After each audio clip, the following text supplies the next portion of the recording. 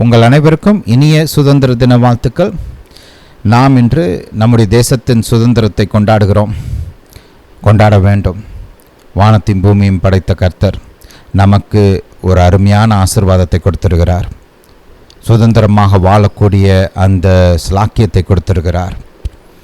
எத்தனையோ தேசங்களில் உள்நாட்டு போர், மற்ற தேசங்களோட போர் இப்படிலாம் நடந்து கொண்டிருக்கிற நேரத்தில் நமக்கு கர்த்தர் நிலையான ஒரு சமாதானத்தையும் பாதுகாப்பையும் நம்முடைய தேசத்தில் கொடுத்திருக்கிறார். மற்ற தேசங்கள் எல்லாம் பார்த்திங்கன்னா எவ்வளவோ பொருளாதார பிரச்சனைகள் வந்துகிட்டு இருக்குது. ஆனால் அதன் மத்தியில் கர்த்தர் நம்முடைய தேசத்தில் பொருளாதாரத்தில் ஒரு ஸ்திரத்தன்மையை கொடுத்திருக்கிறார். நம்முடைய தேசத்தில் ஆண்டவராகிய இயேசுவை வழிபட, பின்பற்ற, ஆராதிக்க, ஒரு கிறிஸ்துவ வாழ்க்கை வாழ சுதந்திரத்தை கொடுத்திருக்கிறார். ஆண்டவராகிய இயேசுவை மற்றவர்களுக்கு அறிவிக்கக்கூடிய அந்த சுதந்திரத்தையும் ஸ்லாக்கியத்தையும் கர்த்தர் கொடுத்திருக்கிறார். இதெல்லாம் நாம் நினைத்து பார்த்து நன்றி சொல்லுகிறவர்களாக இருக்க வேண்டும். நம்முடைய அரசாங்கத்துக்காகவும் நம்முடைய தேசத்துக்காகவும் நாம் நன்றி சொல்லுகிறவர்களாக இருக்க வேண்டும். அது மட்டுமல்ல, பாருங்கள், ஆண்டவராகிய இயேசு நமக்கு ஒரு பொறுப்பை கொடுத்திருக்கிறார். நம்ம இந்த தேசத்துக்காக ஜெபிக்கிறவர்களாக இருக்க வேண்டும். நம்மை மறுபடியும் பிறக்கச் செய்து தேவனுடைய பிள்ளைகளாக கர்த்தர் மாற்றியிருக்கிறார். இயேசுவின் நாமத்தை கொடுத்திருக்கிறார். விலையேறப்பட்ட வாக்குத்தத்தங்களை கொடுத்திருக்கிறார். இயேசுவின் இரத்தம் நமக்காக சிந்தப்பட்டிருக்கிறது.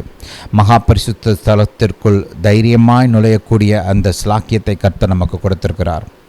அதை நமக்காக மட்டுமல்லாமல் நம்முடைய தேசத்தின் பிரயோஜனத்துக்காகவும் நம்முடைய மக்களின் வாழ்வுக்காகவும் அவருடைய ரட்சிப்புக்காகவும் நாம் பயன்படுத்த வேண்டும். இது கர்த்தர் நமக்கு கொடுத்திருக்கிற பொறுப்பு. அனுதினமும் நம்முடைய தேசத்திற்காக நாம் ஜெபிக்க வேண்டும். ஒரு சின்ன ஜெபத்தை செய்வோமா? பிதாவை, இயேசுவின் நாமத்தினால் வருகிறோம். தாப்பனே, வானத்தையும் பூமியும் படைத்த தேவன், எங்களுக்கு எங்கள் தேசத்தில் சுதந்திரத்தை கொடுத்திருக்கிறபடியால் ஸ்தோத்திரம். நல் வாழ்வை கொடுத்திருக்கிறபடியால் ஸ்தோத்திரம். எங்கள் தேசத்தை ஆசீர்வதித்திருக்கிறபடியால் ஸ்தோத்திரம். தாப்பனே, எங்கள் தேசத்தையும் எங்கள் தேசத்தின் மக்களையும் நீர் ஆசீர்வதிக்க வேண்டுமா ஜெபிக்கிறோம். தாப்பனே, உம்முடைய சமாதானம் எங்கள் தேசத்தை நிரப்பட்டும். தாப்பனே, நீர் எங்கள் தேசத்தை கண்ணின் மணியைப் போல பாதுகாக்க வேண்டுமா ஜெபிக்கிறோம். எங்கள் தேசத்தின் ஒவ்வொரு பகுதியும் நீர் பாதுகாக்க வேண்டுமா ஜெபிக்கிறோம்.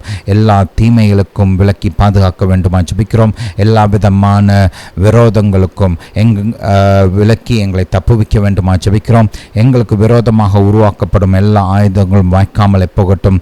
தாப்பனே, நீர் எங்கள் தேசத்தை பாதுகாக்க வேண்டுமா ஜெபிக்கிறோம். தாப்பனே, நீங்கள் அப்படியே செய்கிறபடியால் ஸ்தோத்திரம். இயேசுவின் நாமத்தினால் பிதாவே, ஆமென்.